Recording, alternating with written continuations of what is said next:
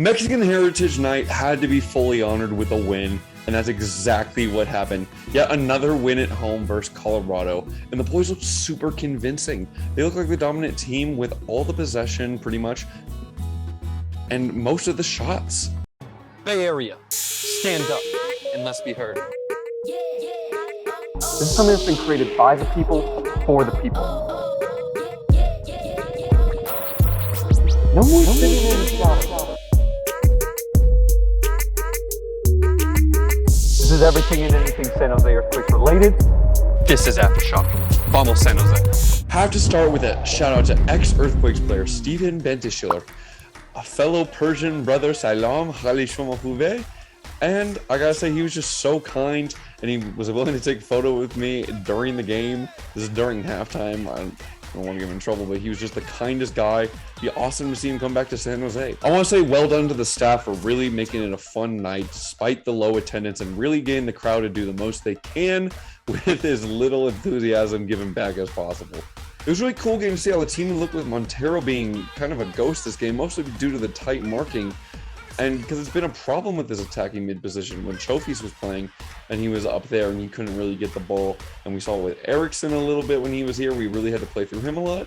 So it's really good to see the team progressing and learning to kind of play through each other and not just a singular player. Hey, future me here. Just wanted to say if you're enjoying more of the highlights of the game, you can click on this video here. Now back to the podcast. Let's start with the negatives. Obviously, I don't have too many because it's a win, but you still have to look and analyze in the wins too and see what we can do better. The biggest one that I think is glaring to everyone is the team is really good for 60 to 70 minutes, and then the mental lapses really start to crack, and Coach Covey's done a great job of getting the subs in and really changing the game around that time, but we might not get as lucky. We got a lot of chances that either went right to JT or just barely weren't shots. We're not going to get as lucky versus every team because they've been very clinical. This is the first game where I'd say the other team hasn't been clinical on every chance we've given them, and that's going to be the theme of most games. They're going to be clinical if we give them a good opportunity. But other than that, I was super happy. Now kind of on to the other side. We need to be more clinical with our chances, especially Cade Cowell. He's so deadly. He's so fast. He's so strong. He's great to get in the positions, but he needs to finish more. I know Jabo missed a couple, but his were more half-hearted. Need to be a little bit quicker in taking those shots. And speaking of being quicker, I need Christian Espinoza to be a little bit more decisive, not just crossing it in every time, looking for those options beforehand. And drive it goal, Christian. Go for another hat trick. Let's have another Seattle upset. Now, come on, baby. We won. Let's move on to the positives. Let's talk about what was so great about this game, even though it was kind of boring and nothing really happened. Obviously, the clean sheet. That is a great thing. Second clean sheet of the year. Shout out Matt Bersano in the Open Cup. But first clean sheet of the year that involved first team play. Looks super solid for the first 60 minutes, especially Nathan and Calvo. Super decisive. Didn't look like they were going to get through. Looked like two stocky center backs that no one wanted to mess with. It was a great feeling. Paul Marie getting more and more comfortable with that right back position, and Marcos Lopez just being himself. A great display of defensive presence. I also really liked how Paul Marie was really recognizing when Marcos Lopez was going up, and he stayed back and would tuck in more, so it'd be a back three, and that way it wouldn't be a 2 or 1 on 4 or however many they had coming forward. Gotta give a shout out to Jackson Ewell. Last week we kind of slewed him a little bit. He really looked to go forward this game. Now it wasn't the best game in the world, but he really made those decisive passes and made some game-changing passes potentially if there were some more finishing. Really looked to get forward and really was carrying the ball, which we want to see from the midfielder. And that's what I want to see from my captain, because I know he can do it. I just need to see it more consistently. But this was good signs from Jackson Ewell. I loved the lineup change. I love that we're not just going to consistently play the same exact thing and figure it's going to work. We changed to a 4-2-3-1. It's not always going to be 4-1-4-1. Or we mix some players around. Ramadi's been doing really good for us. He's been a rock star. But Coach Calvo said, or Coach Covey, said that this isn't your day today. Sorry, you'll come on as a sub, and it was proven effective. So I love that from Coach Covey and the staff. Really change it up and really go game to game and see what works best for us. That's what I love to see. Jabo also has to get another shout out. His movement up top is elite. Now, I know he wasn't getting the ball much, and the commentators were saying he was more lively in the second half.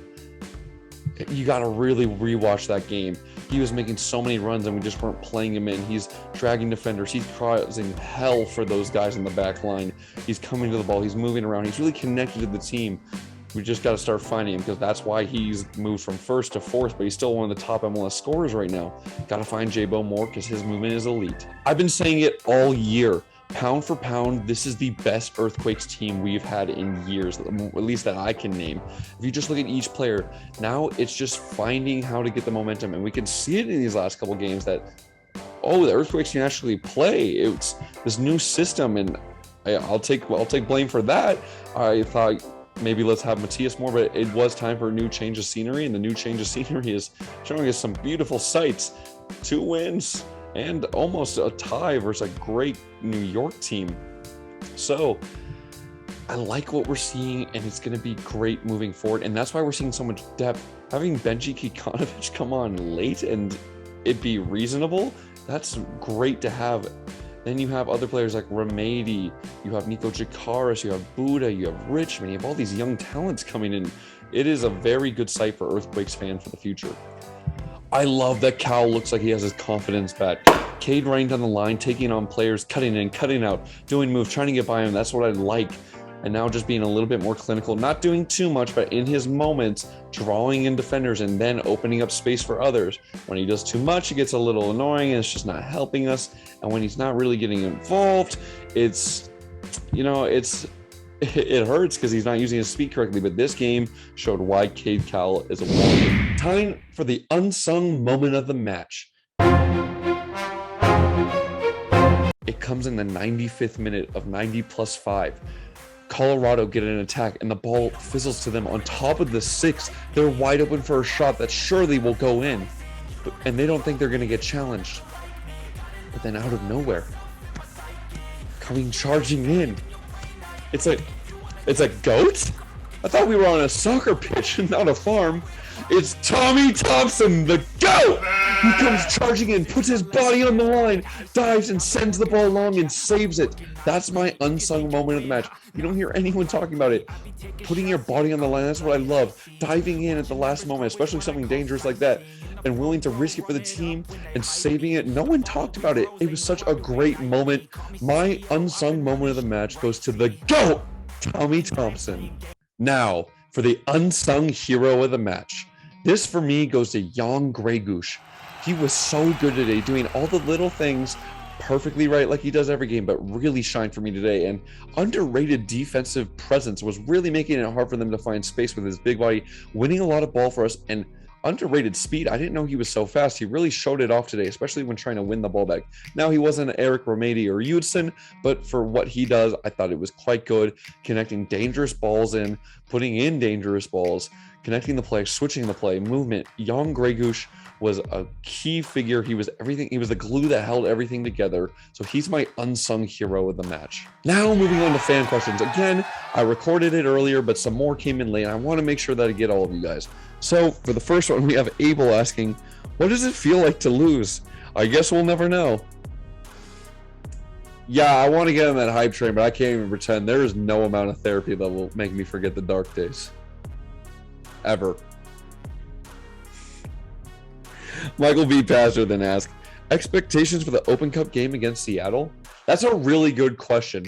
Now, we're carrying a lot of momentum, and Seattle carrying the momentum of the Champions League, but they're not carrying league form, especially losing against us and Inter Miami. Oh, I have a feeling that this is going to be a loss. I think it really depends. They have the home field advantage, and I think they're realizing they're not going to win Supporter Shield this year, but they have the Champions League momentum, and I think they want revenge for last game, and they're at home, and I think they want to go for trophies this year and go for cups. I think they're going to put more momentum into the Open Cup than league play because they know they can kind of squeeze into playoffs and then do well once they're in playoffs. So this might be a loss, and I think we're still going to try and play some of the young guys. It's going to be a mix. Maybe we go balls to the wall. I'd like to see that. I want us to an Open Cup with this run of form. This would be cool. I mean, obviously, let's focus on the league matches. We got to get close to playoffs before we can even talk about being in playoffs. So it's going to be interesting, but I think this might be a loss, sadly. I hope I'm wrong. The way I see it going as a win is if we get some early momentum really early on, and then they just are too tired. This fan question comes from Ivan Lara, a regular. Thank you, Ivan. I really appreciate it. He asked, do you think the interim coaching staff is going to have more of a permanent role?